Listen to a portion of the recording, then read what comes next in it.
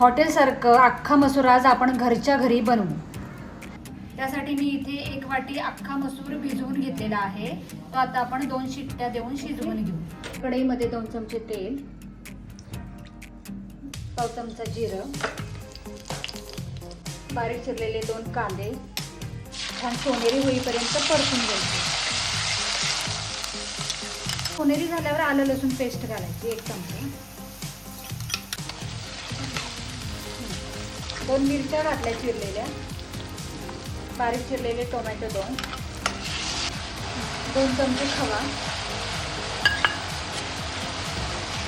आता आपण यामध्ये मसाले घालू। धना पावडर अर्धा चमचा, हळद पाव चमचा, मिरची पावडर 1 चमचा, बेडगी मिरची 1 चमचा, जिरा पावडर अर्धा चमचा, चवीपुरतं मीठ।